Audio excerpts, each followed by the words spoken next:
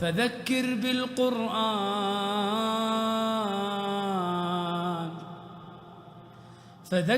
بالقرآن من يخاف وعيد. ونؤمن به ونتوكل عليه ونعوذ بالله من شرور أنفسنا ومن سيئات أعمالنا من يهده الله فلا مضل له ومن يضلله فلا هادي له. نشهد أن لا إله إلا الله وحده لا شريك له ونشهد أن سيدنا وشفيعنا وحبيبنا ومولانا محمدا عبده ورسوله أرسله بالحق بشيرا ونذيرا بين يدي الساعة. اللهم صل على سيدنا مولانا محمد وآله وأصحابه وبارك وسلم كما تحب ربنا وترضى عدد ما تحب ربنا وترضى. قال النبي صلى الله عليه وسلم: تركت فيكم أمرين لن تضلوا إن تمسكتم بهما كتاب الله وسنة رسوله او كما قال علیہ الصلوۃ والسلام. محترم بزرگوں اور عزیز بھائیوں اور دوستوں اور ہماری دینی بہنوں، حق تعالی شانہ کا بے پناہ کرم اور انعام ہے. حق تعالی شانہ محض اپنے لطف و کرم سے اس ماہ مبارک کی برکتوں کو اور اپنی عنایتوں کو اور اس رحمتوں کو اور مغفرت کی بارش کو ہم پر اور پوری امت پر اپنے کرم سے برسائے، اور اللہ پاک اس سے مستفید ہونے کی ہم سب کو توفیق عطا فرمائے. اور اللہ کے جس پاک کلام کو سننے سنانے کی اللہ پاک نے سعادت دی، اور جس عزت سے اللہ پاک نے ہمیں نوازا کہ جو اوقات غفلتوں میں بھٹک جاتے، خواہشات میں بہک جاتے اور دنیا کی بے لذت تذکروں کے اندر آدمی اپنی زندگی کو گویا لٹا دیتا، اللہ پاک نے کرم فرمایا کہ وہ اوقات ان کی پاک بارگاہ میں غلاموں کی طرح قبول ہوئے، اور اللہ رب العزت نے اپنے پاک کلام کی سعادت سے ہماری زندگی کو عزت عطا فرمائی اور اس کے سننے اور سنانے میں ہم کو لگایا. اب اللہ کی بابرکت ذات سے اپنی بقیہ زندگی میں اس کی محنت بھی کرنی ہے اور اس کی دعا بھی کرنی ہے کہ اللہ جن آنکھوں سے آپ نے اپنا مبارک کلام دکھایا، اب ان نگاہوں کو بے حیائی کے مناظر دیکھنے سے بچا لیں، اور جن کانوں سے آپ نے اپنا پاک کلام سنایا، اب اپنی قدرت سے ان کانوں کو غیبتوں کے سننے سے اور برائیوں کے سننے سے اور غفلتوں کے اندر مشغول ہونے سے اللہ ہماری حفاظت کا سامان فرمائے، اور اللہ رب العزت ہماری دل کی دنیا کو بدل دے، اور یہ دل اللہ کی عظمت سے اور قرآن پاک کے تقدس سے اور انبیاء کے امام سید الانبیاء آقا نامدار تاجدار مدینہ سیدنا محمد رسول اللہ صلی اللہ علیہ وسلم کی محبتوں سے سرشار ہو، اور آپ کی اطاعت میں اور آپ کے طریقے میں اپنی کامیابیوں کو یقین کر کے چلنے لگے. تو یہ وہ راستہ ہے جس سے قرآن پاک کا سننا اور سنانا یہ سرمایہ ہماری زندگی میں محفوظ ہوگا. دنیا میں اللہ کی مددوں کو لائے گا، غیبی طاقتوں کو ہماری حمایت میں کھڑا کرے گا، اور موت پر ہماری مدد کرے گا، اور جانکنی کی تکلیف سے ہماری حفاظت کا سامان کرے گا، اور آخرت کی زندگی میں پھر یہی کلام ہمارے لیے سفارشی بنے گا. حدیث پاک کا خلاصہ ہے رسول پاک صلی اللہ علیہ وسلم کے ارشاد میں یہ باتیں ملتی ہیں کہ یہ اللہ کا پاک کلام جسے سننے اور سنانے کی اللہ نے سعادت دی، اور جس کی تلاوت کو عبادت بنا دیا، جس کے دیکھنے کو عبادت بنا دیا، جس کے چھونے کو عبادت بنا دیا، اس لیے بے وضو کے چھونے کی اجازت بھی نہیں دی. تو یہ اللہ کا پاک کلام ہے جو قیامت کے دن حق تعالی شانہ اپنے پڑوس میں اس کو جگہ عطا فرمائیں گے، اور حشر کے میدان میں جب مخلوق خدا آئے گی تو ہمارے لیے یہ اللہ کا پاک کلام وہ ہوگا جس کو حق تعالی شانہ دو آنکھیں اور ایک زبان عطا فرمائیں گے، اور یہ کہیں گے کہ میرے بندوں کو دیکھ اور ان کے بارے میں گواہی دے. تو اللہ کا پاک کلام ہمارے بارے میں گواہی دے گا. جس کے بارے میں یہ کلام اللہ معافقت میں گواہی دے گا، اللہ اس کی مغفرت کا اعلان کریں گے، اور جنت اس کا استقبال کرے گی، اور ملائکہ رحمت ان کے اوپر رش کریں گے. اور اگر یہ پاک کلام ہمارے خلاف گواہی دے دے اور کہہ دے مولا یہ دنیا میں پڑھتا تھا اور زندگی میں میرا مذاق اڑاتا تھا، اور جو کچھ آپ نے اس میں کہنے کو کہا اس کے خلاف اپنی زندگی کو چلاتا تھا، اگر یہ قرآن ہمارے خلاف گواہی دے دے، حق تعالیٰ کہیں گے کہ جہنم کے بھڑک کے شعلے تیرا انتظار کر رہے ہیں، اور جب میرا کلام تیرے مافق نہیں ہے تو میری رحمت بھی تیرے مافق نہیں آئے گی۔ تو یہ اللہ کا کلام قیامت کے دن کانٹا بنے گا، اور اسی کے اوپر انسانوں کی زندگی کی مغفرت کا اور نجات کا فیصلہ ہوگا، اور اللہ پاک کہیں گے یہ انصاف کا دن ہے، آج کے دن ہم تمہارے اوپر ظلم نہیں کریں گے، بلکہ ہم تم کو اس بات کی مہلت دیتے ہیں اپنی زندگی کی کتاب کو نکالو اور ہماری کتاب سے ملا لو۔ اگر تمہاری زندگی کے اعمال نامے کی کتاب ہماری کتاب کے موافق ہے تو تمہارے لیے جنت موجود ہے، اور اگر تمہاری کتاب ہماری کتاب کے خلاف ہے تو پھر ہماری رحمت تم سے منہ موڑ لیتی ہے۔ اس لیے یہ وہ کلام اللہ ہے کہ جس کے آئینے میں اپنی زندگی کو گزارنا ہے، اس کی تلاوت بھی عبادت ہے، اس کا سننا اور سنانا بھی عبادت ہے، اور اس کا تقاضا ہدایت ہے کہ آدمی اپنی زندگی کو ہدایت پر اور حق پر لا لے کہ بھئی کلام الہی مجھ سے چاہتا کیا ہے۔ اب جتنا پورا اللہ کا پاک کلام ہے وہ ہماری زندگی کی رہنمائی کا سامان ہے۔ کہیں اللہ پاک نے عبرت کے واقعات بیان کیے تاکہ انسان اپنے جنون سے نکل جائے اور اپنے مال کے اور اپنی قوت کے اور اپنے طاقت کے اور اپنی جوانی کے نشے میں بہہ نہ جائے۔ اس لیے اللہ پاک نے کہیں قارون کا، کہیں فرعون کا، کہیں حامان کا، کہیں نمرود کا، کہیں اپنے نافرمان قوموں کا ذکر کیا کہ دیکھو کہ ان قوموں نے اپنی زندگی میں کیا کیا کیا تھا، لیکن کوئی چیز ان کو کام نہیں آئی، بلکہ ہم مہلت دیتے ہیں اور ایک موقع دیتے ہیں، اور آدمی دھوکے میں ہوتا ہے کہ وہ شکلوں سے ہمارا کام بنے گا، اور اللہ کہہ رہے ہیں کہ جتنی چیزیں ہیں یہ میری ملک ہے اور میں اس کا مالک ہوں، اور ملک میں کوئی طاقت نہیں ہے، یہ مخلوق ہے۔ مخلوق وہ ہے جو ہر کام کے کرنے میں محتاج ہے۔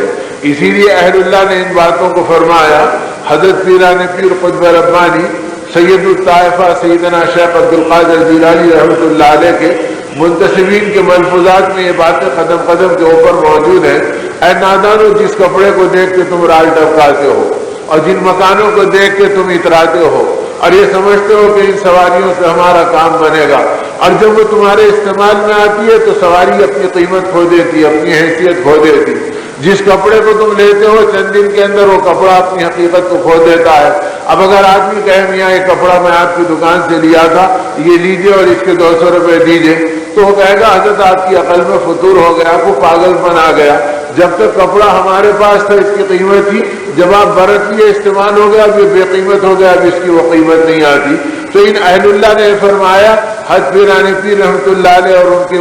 اہل تعلق نے، کہ یاد رکھو جو چیز تمہارے استعمال میں آ کر اپنی قیمت ختم کر دیتی ہے وہ تمہاری قیمت کہاں سے بنائے گی؟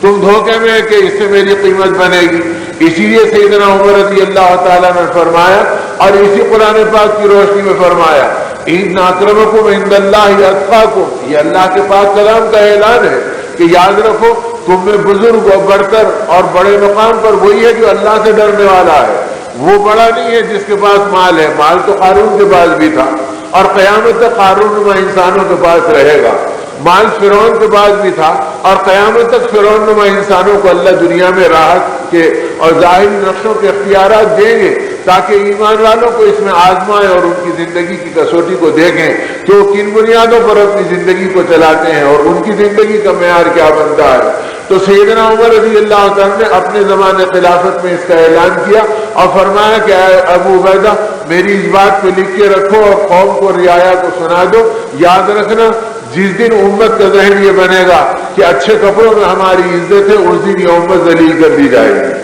تو کپڑوں میں عزت کا مسئلہ نہیں رکھا، تقوی میں، اخلاق میں، اندر کے قلب کے یقین میں،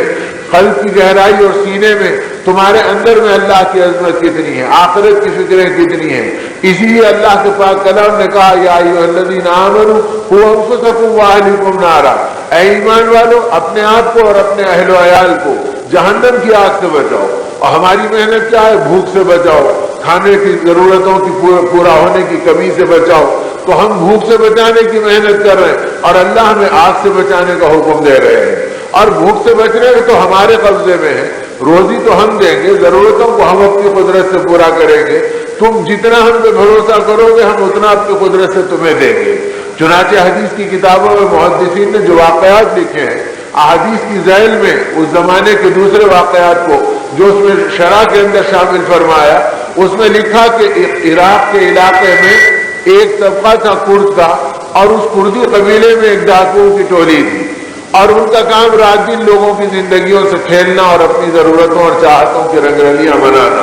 ایک دن انہیں پتا چلا کہ قافلہ اس جنگل سے گزرنے والا ہے۔ اس ڈاکوؤں کے سردار نے اپنی ٹولی کو لے کر وہاں پر وہ کردی پہنچ گیا، اور اس کردی نے وہاں پر انتظار کیا۔ انتظار کرتے کرتے ایک حصہ گزر گیا، لیکن وہ قافلہ پہنچا نہیں۔ اس درمیان میں جب وہ ٹہل رہا تھا تو اس نے دیکھا کہ ایک چڑیا ہے جو بار بار ایک تر و تازہ کھجور کے درخت پہ جاتی ہے اور اپنے منہ میں تازے کھجور کو پکڑتی ہے اور سوکھے درخت کے اوپر آتی ہے، پھر جاتی ہے، پھر آتی ہے۔ یہ انتظار میں اسے دیکھنے لگا تو 10 مرتبہ یہ عمل ہو گیا کہ چڑیا آ رہی ہے اور اپنے منہ میں کھجور کو پکڑ کے لے جا رہی ہے اور سوکھے درخت پہ جاتی، پھر پلٹ کے آتی۔ اسے شوق ہوا کہ خالی ہے بھی انتظار میں وقت ویسے گزر رہا، چلو چڑھ کے تو دیکھ لیں گے کہ کیا تماشا ہے۔ جب درخت پہ چڑھا تو اس کی چیخ نکل گئی۔ اس نے دیکھا کہ اس سوکھے درخت کے پیڑ پر ایک اندھا سانپ پڑا منہ کھولا ہوا ہے، اور یہ چڑیا اس کے منہ میں لا کر اس کھجوروں کو ڈال رہی ہے اور وہ سانپ نکل رہا ہے۔ اس کی چیخ نکل گئی۔ اس نے کہا مولا، یہ سانپ جو موذی ہے جس کے مارنے کا آپ کے حبیب نے حکم دیا، اگر یہ اندھا ہو گیا تو آپ نے اس کی روزی کے لیے چڑیا کو مقرر کر دیا، اور میں تیرے نبی کا غلام، میری زندگی لوگوں کے لوٹنے اور مارنے پہ رہ گئی، میں حلال و حرام کو بھی نہیں پہچانا، میں تیری رضا اور ناراضگی کو بھی نہیں پہچانا، میں صرف اپنی چاہتوں اور سینے کے چوچلوں کو پہچانا۔ مولا میری آخرت کا کیا ہوگا؟ اسی پہ چیخنے لگا، رونے لگا، اور آ کر اپنے ساتھ کے ڈاکوؤں کی ٹولی سے کہا دیکھو میرا اور تمہارا تعلق آج سے ختم ہے۔ انہوں نے کہا سردار کیا بات ہو گئی کہ جو آپ نے ایک دم منہ موڑا؟ اسے سارا واقعہ ہچکیاں لیتے ہوئے سنایا اور کہا کہ جب میرا رب اندھے سانپ کو روزی پہنچاتا ہے تو میں کدھر بھٹک گیا کہ میں آقا کا غلام ہوں، میں نبی کا امتی ہوں، میں اللہ کا بندہ ہوں، اور میری زندگی غفلتوں میں، بغاوت میں، بے دینی میں، خواہشات میں لوٹ گئی۔ اب میں اللہ سے توبہ کرتا ہوں کہ اب میری زندگی کا رخ بدلے گا۔ تو وہ سارے اس ٹولی ڈاکوؤں کی جو ساتھ تھی، عمل سے عمل زندہ ہوتا، حق سے حق ملتا، تقوی سے تقوی منتقل ہوتا۔ نتیجے میں ان سب کے دلوں پہ اثر ہوا، وہ ایک دم چیخ پڑے جنگل میں اور کہا کہ اے سردار، جب برائی میں ہم تمہارے ساتھ تھے تو کیا بھلائی میں ہم تمہارا ساتھ نہیں دیں گے؟ چلو ہم تمہارے ہی ہاتھ پہ توبہ کرتے ہیں، اب تم جیسے چاہو ہماری زندگی کو استعمال کرو۔ اس نے کہا اگر توبہ میں سچے ہیں تو بیت اللہ کا ارادہ کرو، اور یہاں سے سیدھا اللہ کے گھر جائیں گے اور ایسی چلیں گے جس حالت کے اندر ہے،